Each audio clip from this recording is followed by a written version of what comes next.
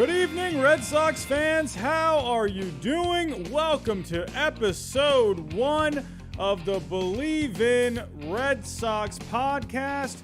How is everyone doing? Hello. Hope everyone has had a great week. Hope everyone had a great weekend. For us Red Sox fans out there, man, oh man, it's feeling pretty good right now. But everyone, welcome to the very first episode of the Red Sox Podcast here on the BLEAV Podcast Network.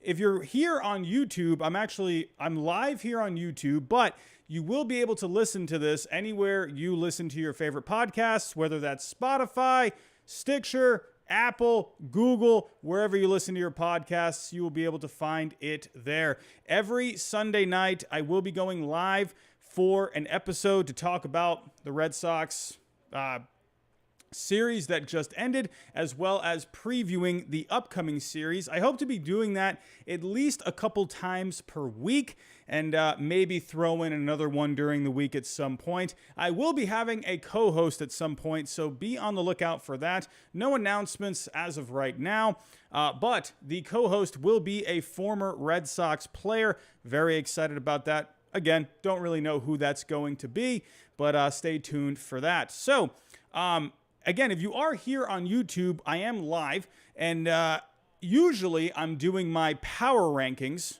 on my own channel. So for those of you that are listening to this via a podcast, I have my own channel where I talk all things baseball across Major League Baseball. But for here, I'm going to be talking about the Red Sox only. So very excited about that. I've been a Red Sox fan now for good grief, how long now? Over 25 years. And man, oh man, if I'm not checking up on the Red Sox every day, whether if it's watching the games or in the off season, it just doesn't feel right. So it just feels right to do something like this for me personally. So I'm excited to be doing this at least a couple times per week. So, but everyone, thank you for tuning in. Let's kind of just dive into everything here.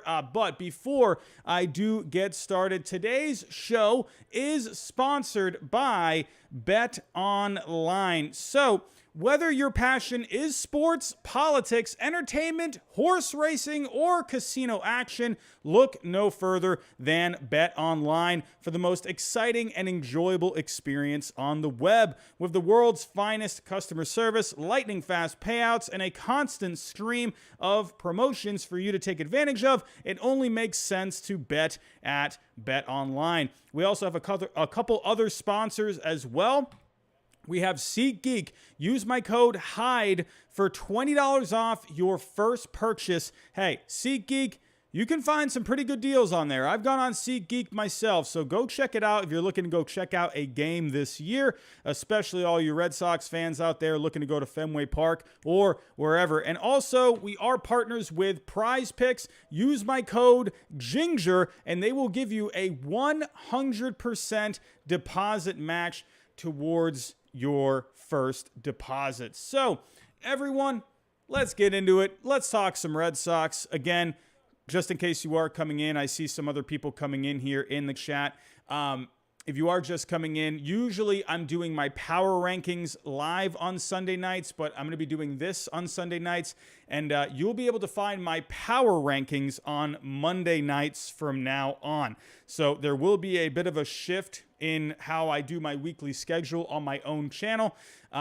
So be on the lookout for that. So Monday nights will be the power rankings. Wednesday nights, we will still be doing hot takes, but Josh, my co-host, usually on Monday nights, will be joining me now on Wednesdays. So our Monday night show the week ahead will be put on hold for now. And so Josh will be joining me on Hot Takes every Wednesday night. And again, we'll be talking here about the Red Sox on the BLEAV Podcast Network at least a couple times a week, maybe 3 times per week. So let's get into it, everyone, shall we? I'm seeing a few more people jumping in. Let's just get into this past weekend. 3-game sweep of the A's. You got to love it. You got to beat up on the bad teams. When you're going up against these weaker teams, you got to take advantage. Now, the Baltimore Orioles, we played 5 games against them just recently. Lost 3 out of the 5. The Orioles are always a pesky team. It's a division matchup. They're always giving us some problems, but hey, what can you do? But when you're going up against Oakland, not a great team this year, you got to be winning these games. And a 3-game sweep of Oakland, absolutely much needed. The Red Sox now, they've won 4 straight games. Let's actually go over here. If you are live, you will be able to see my screen. But if we take a look here, as of right now, the Red Sox are now in a wild card spot. Unbelievable considering how bad this team was playing. Oh, also, everyone, hold on one second. I just got to put my camera over here. Hold on just one second. What the heck is going on here? Hold on one second, everyone. Let's take a look here. Okay. All righty, that's a little better. So for those of you here live with me on YouTube, you will be able to see me. So as we can see here, the Red Sox, they are now in a wild card spot. 3 wild card spots this year, and the Red Sox now have the 3rd one. I mean, hey, that's the advantage of having another wild card spot, but the Red Sox have just been playing so well lately. Winning 4 straight games, 6-4 in their last 10, sitting behind Toronto and Tampa for wild card spots. I mean, hey, you got to love it. And considering, last year we saw all of these teams in the Blue Jays just missed out. We saw the Yankees, the Red Sox, and the Rays in the playoffs last year. The Blue Jays just missed out. So no surprise to see all 4 of these teams from the East in the mix for the playoffs. The Yankees, they're just playing unbelievable baseball as of right now. Tune in tomorrow for the power rankings. You'll be able to hear my thoughts on the Yankees. But for the Red Sox, hey, first time since April 7th when they were, or April 17th. Can't remember the date exactly. But they were 7-7 at that time. So you had to go all the way back to April for the Red Sox to last see when they were at 500. So you got to love it, man. The Red Sox, I don't know. I was kind of starting to wonder, are they going to be able to get back to 500? But, hey, they've had a couple easier matchups lately. They've been able to take advantage of winning some games. So, good to see them get back to this mark. So, let's get to the Oakland series, okay? So, obviously, today they finished off the sweep, but let's go back to Friday, shall we? And let's kind of just recap everything that was going on. Red Sox won this one 7-2. Eovaldi got the start coming off of a split against the Reds. Luis Castillo in that first Reds game, out of his mind. He's so good. I like me some Luis Castillo. But Eovaldi got the start in this one coming off of the Reds series. Bogaerts got it started early on. Bogaerts ended up having a great game here, but he homered in the top of the 4th. Francie Cordero, this guy's been playing awesome lately. We'll talk a little bit more about Francie Cordero in a bit, but getting the double there in the 4th after Bogaerts, that made it 2-0. Trevor Story in the 6th doubled. That scored JD Martinez and Alex Verdugo. That made it 4-0. And that was pretty much the ball game at that point. Until the 8th, the bottom of the 8th, the A's did make it interesting. Old friend Jed Lowry getting the double, making it 4-2. But Devers and Bogaerts coming through in the top of the 9th. And that was pretty much all she wrote for Oakland at that point. Eovaldi was absolutely out of his mind in this game. He's been pitching some great baseball lately. 6 innings, 4 hits, 8 strikeouts in this game. You got to love it. The bullpen was kind of whatever there in the 8th, but what can you do? This bullpen is definitely going to, if the Red Sox are going to be in contention this season when it comes to the playoffs, I think they're going to need to add some kind of an arm. I don't know. This bullpen, it scares the crap out of me. I don't know. There's some guys I really do like in this bullpen. I think Schreiber ever since he's come up, has brought a little bit more stability to this bullpen, but it feels like they're going to need another arm in here at some point. I don't know. Especially late in these games, I'm not really sure about this bullpen. But I will say, interesting part about this game, Tanner Houck was actually warming up to go into the 9th inning. I wouldn't mind seeing Tanner Houck get some save opportunities. I really wouldn't. This guy, he was getting some starts earlier in the year, wasn't really quite feeling right. He wasn't really going deep into games. I would love for Houck to maybe have that same kind of role like Whitlock had last year. I would love that. Why not? Why not give Houck some saves or give him some save opportunities? I would love to see what he could do in that role. He's got some nasty stuff. That slider, just focus on that slider fastball. Man, oh man, he could be pretty good in that role. So, again, it was interesting that he was warming up to come in to close out that game, but because of Bogart's endeavors there extending the lead, he ended up not even needing to come into that spot. So, but overall, Red Sox winning the first game 7-2. Let's move on to game 2, shall we? I mean, more of the same here. The Red Sox just playing great baseball all weekend. 8-0 for the Sox here. But really, yeah, sure, they scored the 8 runs. You know, that's wonderful and all, but I got to give the focus here to Nick Pavetta. This guy's just been out of his mind.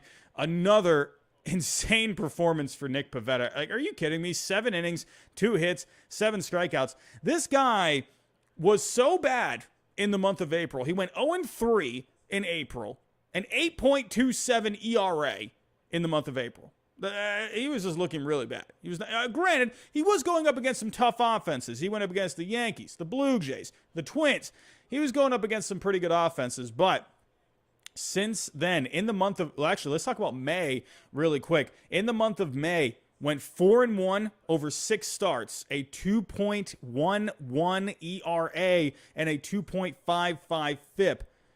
That's just fantastic. Nick Pavetta, man, well, he was out of his mind in the month of May. Now he's just keeping it going. Another great start here against Oakland, only the 2 hits allowed over the 7 innings. Basically, the story with Nick Pavetta, he's just throwing more strikes. He's not walking as many guys. He's not giving up as good contact. He was just giving up meatballs in those first few starts that he had in April. He was just leaving a lot of pitches in the zone, and these guys were just hitting tank shots off of him. So really nice to see that Pavetta has gotten himself back on track. Overall, he's 5-4, 3.50 ERA, a 3.60 FIP. Nick Pavetta, he's fantastic. He's been a big reason for the Red Sox being able to turn it around as of late. But let's talk about the offense, shall we? Again, they scored the 8 runs, winning this game 8-0. Had 14 hits. This offense has just been stupid for quite a bit now. But big one in this one, Jaron Duran getting the call back up to the major leagues. Jackie Bradley Jr. going on paternity leave, expecting the birth of their 3rd child. So congrats to JBJ and the fam. But Jaron Duran, hey, he's looking a lot better this year since coming up. He's had a couple of cups of coffee this year. He had the cup of coffee last year. Didn't look very great last year. He had a couple moments last year, but he said it himself. He's felt a lot more comfortable this year, and I actually kind of like that the approach that they're taking with him. They're giving him the experience in the majors this year in chunks instead of just calling him up last year. They're giving him little bits and pieces here and there, and it's making it a little bit more digestible for him, I think. And he's just it's taking a lot of pressure off of him, and I like that with Duran. I would like for him to stick around. But with JBJ, he actually had been hitting better as of late before going on paternity leave. So it's kind of hard to imagine that Duran would end up staying. But hey, maybe, who knows? Maybe they could figure it out. Either way, it's kind of hard to see Duran staying up in the majors. But he's just been hitting really well. He's been hitting great in the minors this year. He's looked great so far. He's had 4 hits and 13 at-bats and a couple runs scored. You got to like what Duran's doing, man. So, hopefully we can see more of him this year. Verdugo in this game, he went 3 for 5 with a double, couple ribbies. Alex Verdugo has been hitting so much better as of late. You got to love what he's doing. Felt like he wasn't really doing much, in the first month and a half there. But we're starting to see Alex Verdugo really come around as of late. Trevor Story, he was white hot there for a little bit. Actually cooled off a little bit, but starting to get a few more hits here. Went 2 for 5 in this game. Devers and Francie had a couple of ribbies, and that was pretty much all she wrote for the Red Sox here in Game 2 of this series. So moving on to Game 3 today, Red Sox finishing off the sweep with a 5-2 win. Hey, they went up against Frankie Montas in this game. This guy's going to be a hot commodity come trade deadline. But hey, the Red Sox, they did a great job against him today. He was actually looking pretty good there in the early going. And Rafael Devers, though, he did get the offense started. Jaron Duran, Kike Hernandez got base hits to lead off the game, and then Devers driving in Jaron Duran to make it 1-0. Ramon Laureano then doubled off of Rich Hill, who got the start in this game. Rich Hill, he did phenomenal. I'll talk about him in just a second. But Ramon Laureano tied it up in the bottom of the first, but then Francie Cordero, after some scoreless ball off of Frankie Montas, a 3-run piss missile all the way out, Oppo into left field. Francie Cordero, he has just been out of his mind. He's just been so good, man. Actually, let me pull up some numbers here with Francie Cordero. Since that walk-off grand slam against Seattle, he's hitting .260. He's got a few home runs. He's got 15 RBIs. And actually, a pretty fun stat here. In games that he has started, the Red Sox are 16-10. So I like that they've gone to him instead of Bobby Dahlbeck. Bobby Dahlbeck was just, I don't know what's going on with him. He's been doing a little better lately, but Cordero has definitely been the better option. And hey, the Red Sox are simply winning more games with Cordero in the lineup. You can't change a thing as of right now. I like what's going on with Cordero. But back to this game here. Pretty much at that point, it was 4-1 Red Sox. The game was pretty much done at this point. Rafael Devers did add another home run in the top of the 8th to make it 5-1. Oakland scored there off of Ryan Brazier in the bottom of the 9th, but he was able to close it down, and that was all she wrote for the Oakland A's in this series. So my big takeaways from this series, the starting pitching just looked absolutely phenomenal. Only 1 run allowed over 19 innings from the starters. Are you kidding me? Rich Hill today, he just looked great. He gave up the only run over the weekend. Evaldi, Pavetta, they had scoreless outings. And then Rich Hill, he gave up the run today from the Laureano double.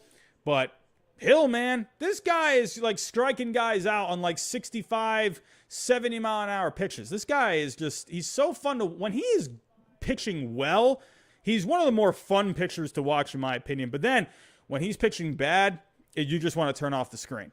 That's just how it is with Rich Hill. He's going to have these are the starts that he needs to take advantage of against good offenses. I'm not sure how much Hill is going to be effective, but against these weaker teams, this is where Rich Hill is going to shine. And this is, hey, when he's getting these kind of starts, he's got to take advantage of these starts, and he did just that today. But other takeaways. Francie Cordero, again, he's just been hitting really well. Talked about this just a second ago. I mean, the Red Sox are just doing so much better with him in this lineup, and I really like what I'm seeing out of him. And Pavetta, I just talked about the starting pitching. It doesn't look like this guy is slowing down anytime soon. And with Chris Sale coming back eventually, and with Pavetta pitching the way he's been pitching, and if Chris Sale comes back and is back to being, at least a decent Chris Sale, this rotation with Evaldi, Sale, and Pavetta, man, that's looking pretty good. And then you got these other guys here like Waka. You got Waka, Hill at the back end. Maybe James Paxton can come back at some point. It looks like James Paxton, he's starting to throw a little bit more. He's, I think, around to 120 feet when it comes to throwing long toss right now. So could be seeing James Paxton, probably not this month, maybe August. If everything just stays on track, James Paxton can come into this rotation at some point. So you got to love that. But let's move on here. Let's move on. We have big series coming up with the Angels. And, hey, Red Sox, they got to take advantage of this because this Angels team is looking pretty bad. This Angels team have lost 11 straight games. Holy cow. Did you guys watch that game today? Did you watch that game today? Are you kidding me? They had what was it? It was a 6-2 lead. Bryce Harper, grand slam to tie the game. Are you kidding me? Unbelievable. The Phillies, got to thank the Phillies today because of the Phillies coming back in that game, getting the walk-off from the home run with Bryson Stott. Hey, the Phillies helped us get into a wild card spot today, so you got to love that.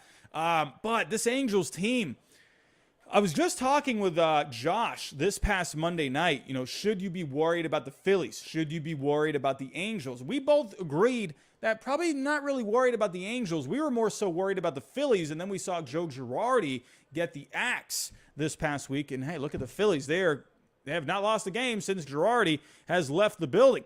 But it looks like me and Josh, as of right now, we were both kind of wrong about the Angels, at least as of right now. I'm still not too worried about this team. This is a horrible stretch of baseball right now. I do think they're going to start getting it back on track. Mike Trout has been awful during this losing streak. Let me actually talk about Mike Trout here. Let me talk about the offense in general. The Angels' offense during this losing streak, they ranked 28th. The starting pitching ranks 28th. The bullpen ranks 28th. This Angels team is horrible in all areas. There's not even one saving grace where they're doing one thing well. Everyone is just playing bad baseball right now. So the Red Sox, and there's no rest for the weary here. They're going into it tomorrow. There's no day off for the Angels to try and recuperate. They're right back to it tomorrow. So the Red Sox, they got to take advantage of this. They're playing hot. The Angels are cold. This is going to be a really interesting series. And because you got two teams going in the opposite direction right now. And the Angels, they're not feeling good. The Red Sox are feeling good. I'm just saying, if you want to take advantage of a series, now is the time. You got to do it here. But Mike Trout, he has not had a hit in his last 7 games. He's been awful during this losing streak. What the heck? Mike Trout is hitless in his last 7 games? What the heck is going on with Mike Trout?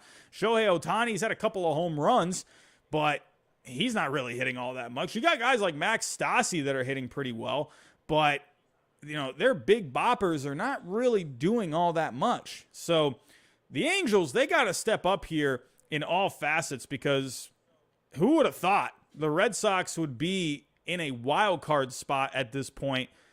It took an 11-game losing streak for the Red Sox to get into the 3rd wild card spot. I think the Angels will get back on track. Angels fans, I know it's a tough time right now. I can't even imagine I can't even imagine the Red Sox losing 11 games in a row at this point.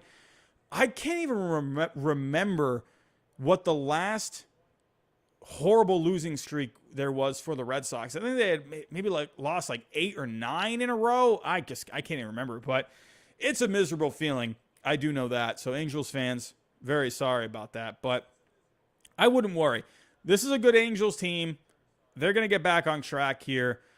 Just one win can just turn everything around for them. So definitely a bad time for the Angels and their fans. But let's talk about the pitching matchups here. In the first matchup, the Red Sox are going to have Wacha going in Game 1 against Noah Syndergaard. Noah Syndergaard has been having a pretty good year, but he did get roughed up his last time out. Let's go take a look here at Syndergaard, looking at the game log here on MLB.com. In his last start, got roughed up against the Yankees, 5 runs, 2 1/3, 7 hits. I mean, this Yankees team, they're also red hot, so they ran into a buzzsaw there in Yankee Stadium. But Syndergaard, he's looking to bounce back. But this Red Sox offense, they're also firing on all cylinders. So a very up and down couple of starts here for Syndergaard. Against Texas, he was really good. And then against the Yankees, he got completely roughed up. So let's see what Syndergaard ends up giving the Angels tomorrow night. But as for Wacha has been actually having a pretty good season this series. 3-1 on the year, a 2.43 ERA. He has a FIP in the 4s. So with Wacha, I don't think that ERA is going to hold. I think he will start giving up some more runs eventually. He had a pretty tough start there against the White Sox a couple starts ago. But taking a look at his last time out against Cincinnati, actually looked pretty good. 5 2/3, 3 hits allowed, an earned run. So very interesting here. You got Syndergaard coming off a really bad start, and then Wacha coming off a pretty good start. So we'll have to wait and see. I think this one can go either way tomorrow.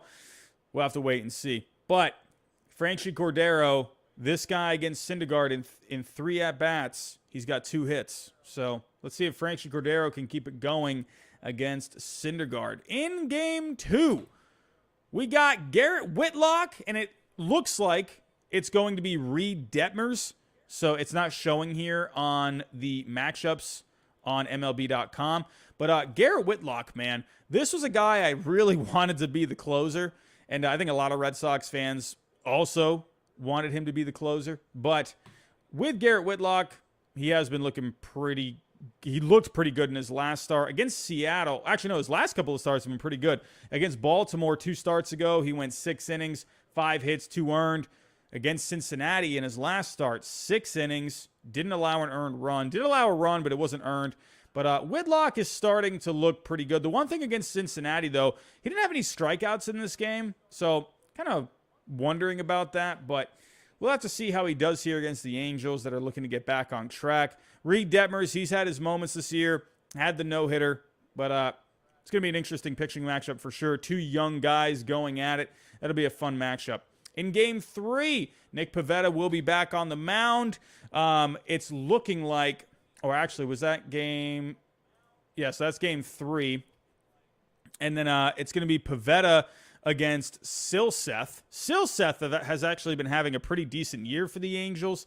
Actually, if I were to pull up his stats really quickly here. Let me pull it up here. But yeah, Chase Silseth, man. This year, he's had a bit of an up and down time in the majors, but he's had a couple of pretty good starts.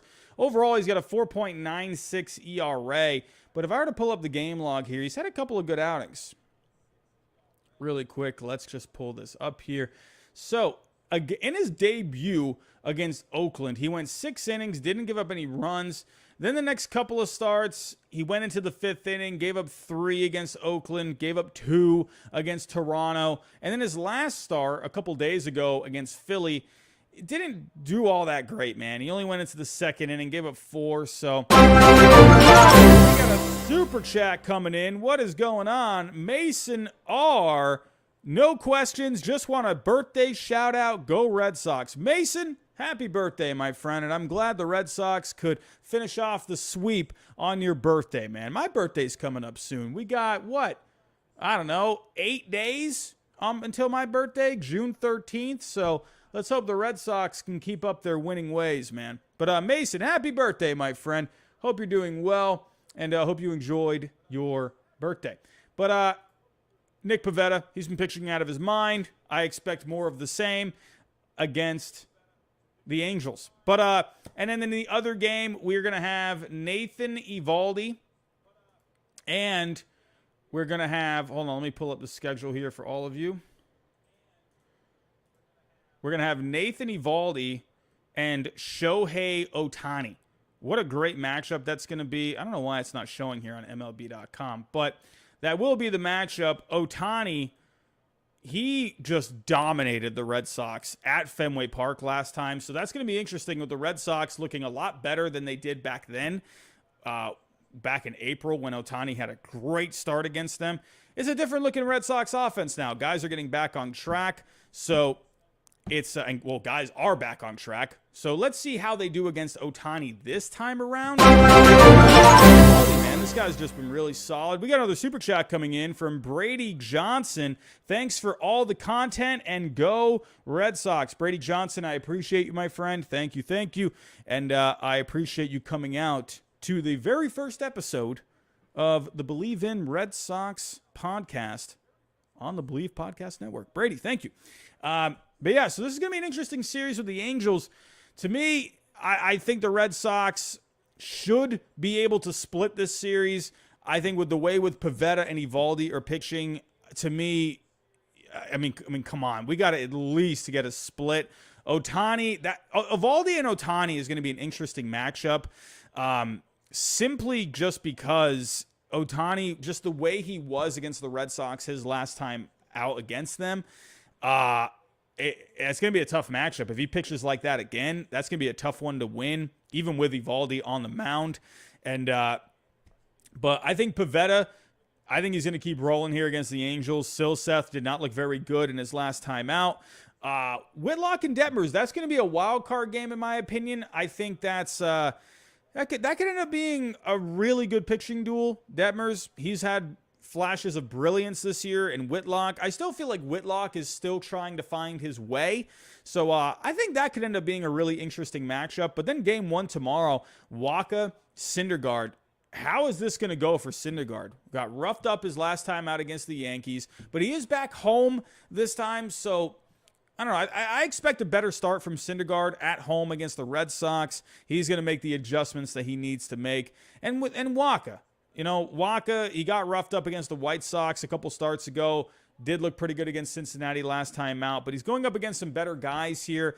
With the White Sox, sure, the White Sox have had their struggles this year, but good offensive players in that lineup. So how's Wacha going to do against some better offensive players in the Angels lineup? Even with these guys struggling, they're still very good. Still very good. So I'm hoping for at least a split in this series. I think Whitlock should be able to get a win. Pavetta, I think, should be able to get the win. Beating Ohtani is going to be tough. That's always going to be a tough matchup. And then Syndergaard, I expect Syndergaard to bounce back. If I were to make a prediction, I think the Angels, I think their losing streak will end in this series. So that's what I'm thinking here. But it's going to be an interesting series nonetheless. When it comes to how these teams are playing right now, the Red Sox are trending up. The Angels are trending down. To me, this is like, could this end up being a make or break series for the Angels? I mean, I know we're still early. It's June, but I mean, come on. How much more are you going to lose? You got to start getting back on track eventually. And the Red Sox just made it back to 500. Now, the task for the Red Sox is to get above 500. So let's see if they can do it. It took all this time to get to 500, but now you got to break that barrier. Now you got to go through that glass. Let's see if they can get over 500 in this series. But really quick here, before I do get out of here, I'm just going to go over a couple of injuries and some prospects. So Chris Sale looking to throw to some live hitters this week. I'm very excited about that. Chris Sale is only going to help this team. Even if he's not the Chris Sale from a couple of years ago, that presence alone, he is going to provide quite a boost for this team. And if that does go well against live hitters this week, he will go on a rehab assignment. I would imagine that's going to be at least a few starts. I'm thinking we're going to see Sale probably the beginning of July. So let's see how that goes. Hansel Robles, he threw a bullpen this weekend. He should rejoin the Red Sox bullpen at some point this week. Matt Barnes, please stay away as long as possible. He is dealing with some shoulder soreness. Alex Cora was talking about him earlier, saying that he's been kind of working hard in that bullpen lately, and he thinks that might have caught up to him a little bit. So some shoulder soreness there. He's not going to be back until at least June 15th. So that's it for the injuries. As for some prospects, Brian Mata. Remember him? This guy? Top pitching prospect for the Red Sox at some point. He ended up getting Tommy John, but he is close to going on a rehab assignment. He's been in extended spring training. He's been throwing gas. He's looking like he is close to getting back to some pitching. As for the pitching in the minor leagues, Brayan Bello, that is their top pitching prospect at the moment. He recently went up to AAA. He struck out 10 in his he struck out 10 over 6 in his last start. He has been looking really good. To me, Brayan Bello, he's been not as crisp as he was in AA, but that's going to happen. When you're going up through these levels, through the minor leagues, you're going to go through your growing pains a little bit, but he still looks pretty solid overall. Marcelo Mayer, he did sprain his wrist recently, but he should be back to some playing action really soon. And then Tristan Casas, he actually sprained his ankle recently, but he should be back by this weekend. So that is it for the prospects, really. Also, Brandon Walter just made his debut in AAA. He has been awesome this year in AA. Take a look here at the numbers. With AA this year in Portland, he had 9 starts, a 2.88 ERA. Over 50 innings, he had 68 strikeouts. He has been really good in AA. He went up to AAA this past weekend. He got roughed up. He gave up 6 earned in 1 2/3 innings. So let's hope Brandon Walter, he can kind of get through these growing pains as well. So I think, hey, first start in AAA, You know, you're going to make adjustments. I think he'll end up being fine. He has really been a surprise this year in the Red Sox system, so I'm excited to see what he will end up doing. But let's take a look here really quick. Before I do get out of here, I did have some questions on Twitter, so let me actually pull those up really quick. And Ryan Hunt, I'm going to be doing power rankings on Monday nights from now on.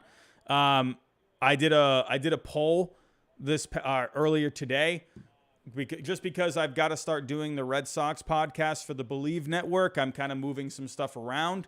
So power rankings will be on Monday nights from now on. At least that's the plan as of right now.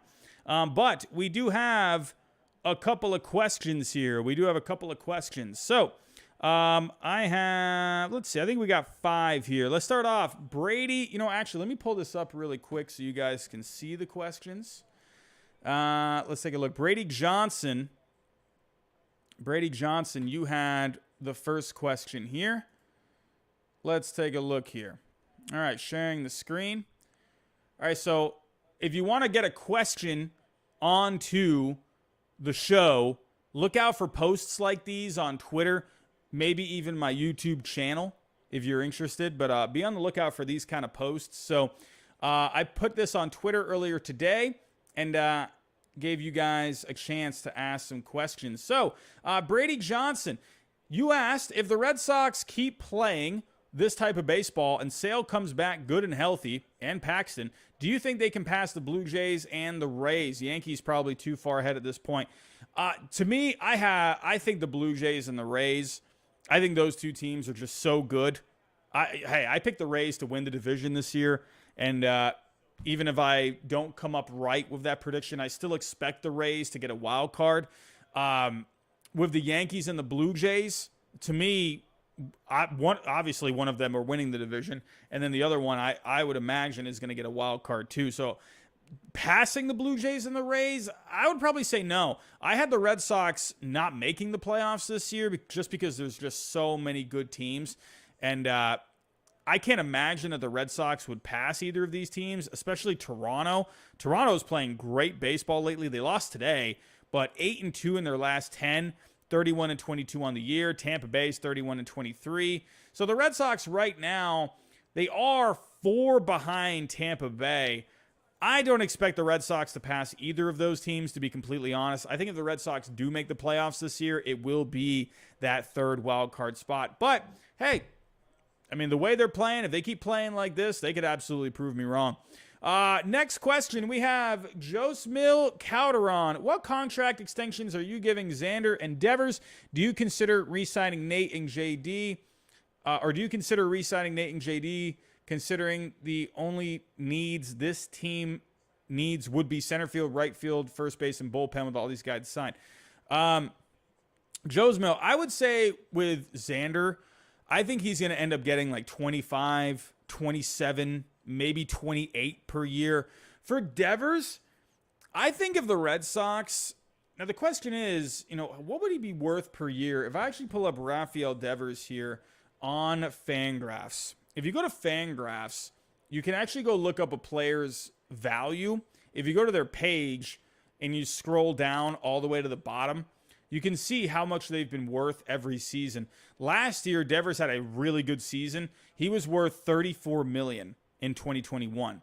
This year so far, through how many games now? We're at 54 games, so we're about a third of the way through. He is on pace to be worth around $60 million. I would think with Devers, you're probably looking at, the thing with Devers that has always kind of hindered him is his defense, but his defense has been a bit better this year. Do the Red Sox see it getting better? I don't know. I would imagine with Devers, you're looking at least $28 million. At least, I would think. If you were going to do like a long-term deal. Could the Red Sox maybe do something like, 10 years, maybe like anywhere from 250 to 300? I don't know. 300 seems like it might be it might be a little much. I don't know. I would think you could at least 250 to 280 for Rafael Devers over 10 years.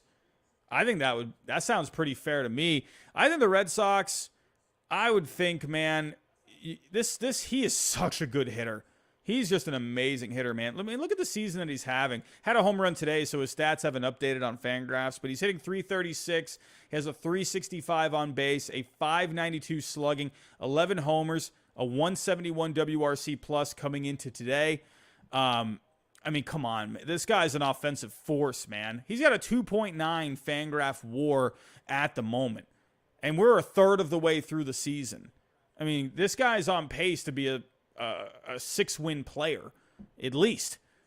To me, he's what? He's not even 26 years old yet. I think you got it at least, I would say 10 years, 275 to 300. Sounds about right for Rafael Devers. So, yeah, Brady Johnson, his defense has been a lot better. It has been a lot better. So, hopefully the Red Sox and him can get something worked out. The difference between Mookie Betts and Rafael Devers is Mookie Betts was a little older, where Rafael Devers is younger. So to me, if you can get an extension worked out at this point, to me, I would think, man, get this done. He's going to be a free agent after next season. So I don't know, man. It's going to be interesting with Rafael Devers. So moving on to the next question from AJ or AI Scott. AI Scott, what's going on? What would you offer Bogey versus what will it take? Dahlbeck here after the deadline with Frankie doing so well. That's a good question, actually, about Frankie and Dahlbeck. I don't think the Red Sox. I think the Red Sox could include Dahlbeck in a trade if the package is right for them. I wouldn't be surprised at all to see Dahlbeck get traded, especially with Frankie doing well. But I think they're going to still take a wait and see approach. I think they're going to see how well Frankie does over the next month. Could that be enough? If he ends up doing well over the month of June, could that be enough to maybe include Dahlbeck in a trade to maybe get some kind of pitching? Bloom, I don't know. I think Bloom might be hesitant to trade a young guy like this because he is still trying to rebuild that farm. He's trying to get the organization more young. So, I don't know. I wonder if he ends up trading Dahlbeck. His value has definitely taken a bit of a hit. He has not performed very well. I don't know. So, but as for the Bogaerts question, what would you offer Bogey versus what will it take? I would think with Bogaerts, man, you got to be looking at least 25, 27, per year. He's a shortstop. He's playing a high demand position, a very valuable position. Bogaerts, to me, I don't think he's going to be getting Francisco Lindor kind of money, but I think at least you got to start at 25. I would imagine. If we go take a look at right now what he is making, let me pull up the Red Sox payroll here on Fangraphs. But as of right now, Xander Bogaerts is making $20 million. He is that's a bargain. Of course he's going to opt out. Why would he not opt out? He is absolutely going to opt out. He would be silly not to opt out. So that's why he wanted the opt out. But you got to be looking at least another $5 million per season. At least. He's still under 30. I think you're looking at 25 to 28 million per year for Bogaerts, honestly.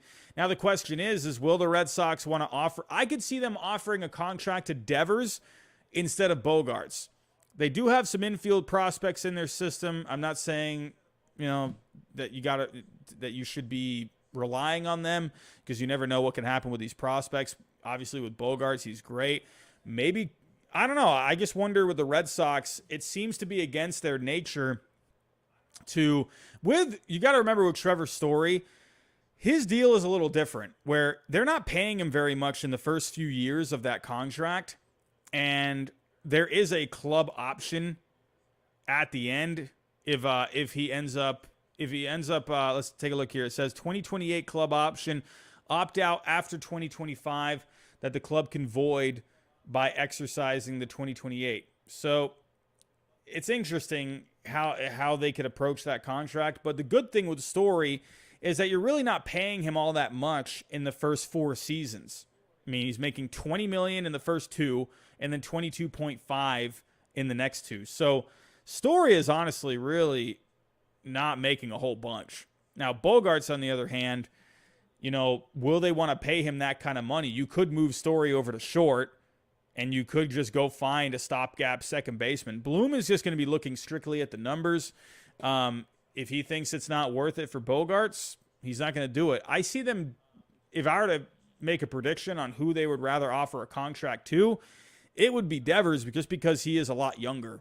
So, hey, hopefully they can figure it out for both guys, but I don't know. I would imagine if I were to put money on it, I think only one of them are going to be back in Boston next year. That's just my thoughts. So, moving on to the next question from Steve. Will the Red Sox finally settle on a closer? If so, is he currently on the roster, internal, or a trade acquisition? Honestly, I said this earlier. I would really like to see Houck try and get some saves. I really would. I think he's got some good stuff. I think if he just focuses on a couple of pitches, to me, Houck could end up being a really good closer. I don't know. They tried him out starting. He wasn't really able to go deep into games. He was getting hit. I think if you just gave him one inning to focus on, I think that'd be great. I think what they're going to end up doing is using him as like a multi-inning kind of a guy, kind of like how they used Whitlock last year. But I don't know. The Red Sox seem to be okay with going with a bullpen by committee kind of a thing. I'm not a big fan of it, but what can you do? I don't see him going after a closer if it takes giving up prospects. I just don't see Chaim Bloom doing something like that. So I think they're going to stick with what they have. But I would like to see Houck get the majority of the save opportunities. Professor X, if you were GM for a day for the Red Sox, what moves would you make? This includes Matt Barnes. Yeah. Barnes, to me, if you can't figure out what's going on with him, I don't know, man. I think you got to cut him loose at some point if he is not able to figure it out, because you got some guys that are coming up in the minors now who could end up helping out in that bullpen and would end up doing a better job. At this point, you cannot be losing games. You've already lost plenty of games up until this point. You just got back to 500. I think, to me, you got to give Barnes maybe one more shot. But if he's not really showing that he can turn it around, I think you might have to DFA him and maybe give some younger guys a chance. But for the Red Sox, honestly, as of right now, I think I'm just going to stand pat. I think I'm just going to stand pat as of right now. The team is looking good. They've mixed and matched some areas. They've given Francie Cordero more playing time. I think what you're doing now is working for the most part.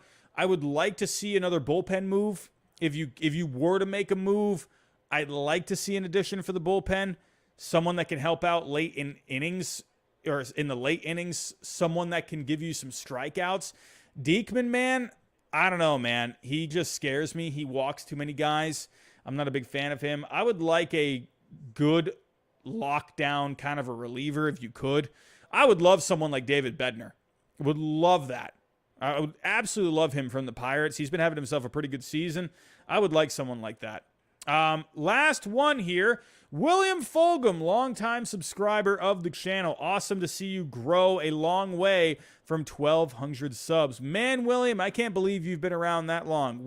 You were here when we had 1,200 subscribers, and we're up to 22.3K. Crazy, man. Crazy. But as to your question, what one piece would you go get for the Red Sox, and one piece would you let go? I pretty much just said it. I would love to go get Bednar from the Pirates if you could. Could you maybe do some kind of a trade with Bobby Dahlback? Maybe send Dahlback over to the Pirates, and maybe you can get Bednar in some kind of a package. Maybe Dahlback, and I don't know. I would love to get someone like David Bednar because he's under control for a long time. Let me actually pull up his stats really quick. Having himself a pretty solid season. Let's pull it up here on Fangraphs. He is under control until 2027. He has a 1.38 ERA over 21 games. He has 9 saves. He has a 2.03 FIP, 12 strikeouts per 9, under 2 walks per 9. Are you kidding me? I'm going to try and put together... I'm on baseballtradevalues.com right now, so if you are listening to this through just audio only, whether you're listening on Spotify, Apple, Google, Stitcher, wherever, go check out baseballtradevalues.com. It is easily the most accurate trade simulator out there. Over 250 real-life trades have been put into the simulator, and it has over a 95% acceptance rate. People still doubt this simulator. I don't know why. I don't get it. The numbers are there. The numbers back it up. I don't get it. But let's actually put together a trade here for Bednar. Bednar's going to be a little costly. He's going to be $32.3 million of value. So, the Red Sox, I don't know, man. Dahlback would be worth $10 million, according to BTV. So, you're looking at another $20 million. I don't know, man. Could you... It would cost a lot for the Red Sox to get him. I don't know. I mean, maybe you could throw in Jeter Downs. Maybe Blaze Jordan. Maybe you're getting kind of close here. I don't know. That probably not. What do we got here? Nah, probably not Blaze. Well, Blaze Jordan is listed as a first baseman here, but he can play some third. Who knows where the Red Sox end up playing him? I could definitely see him probably sticking to first. But let's say you did Dahlback and Downs. You'd have to throw in one more decent prospect. I don't know. I love me some Jaron Duran. If you put Jaron Duran in, you're looking at a pretty even trade. Bednar for Dahlback, Downs, and Duran. I wouldn't want to give up Duran, though. So, I don't know. Maybe instead you could do someone like Gonzalez, pitching prospect. And maybe you can do Lugo, another infield prospect. And maybe here you're on the right track. So, I don't know. I would love to get David Bednar for the Red Sox. Like, to me, that would be the guy I would love to get. So, we'll have to wait and see, man. We'll have to wait and see. But that is all I have for tonight, everyone. Absolutely amazing to be doing this podcast. I mean, to have this opportunity to talk about the Red Sox at least a couple of times a week, it's an honor for me to have this opportunity. So I just want to thank the BLEAV Podcast Network for giving me this chance. It's been just awesome. Just putting all of this together. I love it, man. Absolutely love it. But everyone, just in case you are here on YouTube, I see some of you have just started coming in. I'm seeing more of you coming in just late here. But usually on Sunday nights, I do my power rankings. I have now moved those to Monday nights. Now. I saw a few of you asking in the chat, what was going on. So if you were looking for the power rankings, please come back tomorrow night. That will be there tomorrow. So, but everyone, I want to thank you for coming out for the very first episode of the Believe in Red Sox podcast. You can find it here on my channel. You can go find it on the BLEAV Podcast's YouTube channel, or you can find it anywhere you listen to your favorite podcast. Spotify, Apple, Google, Stitcher, anywhere you listen to your podcast. So, everyone, I want to thank you. Awesome first episode. Great day for the Red Sox. Great weekend for the Red Sox. They're looking great. Hoping for a great series against the Angels coming up this week. Angels are looking ice cold, but I'm not going to sleep on those Angels. I think the Angels can absolutely break that losing streak against the Red Sox. So we'll have to wait and see what ends up happening. But everyone that's in the chat, thank you for coming by. And everyone listening to wherever you're listening to your podcast, thank you for listening in. Everyone, go have yourself a great night tonight. Go have yourself a great day tomorrow. If you are listening to this tomorrow, then have yourself a great day. Have yourself a great week. And be on the lookout for episode 2 later this week. After the Angels series, we're going to take some time to review that series, as well as take a preview of the upcoming series. So be on the lookout for that probably Thursday night. So everyone, have yourself a great night. Have a great week coming up, and I'll talk to you next time.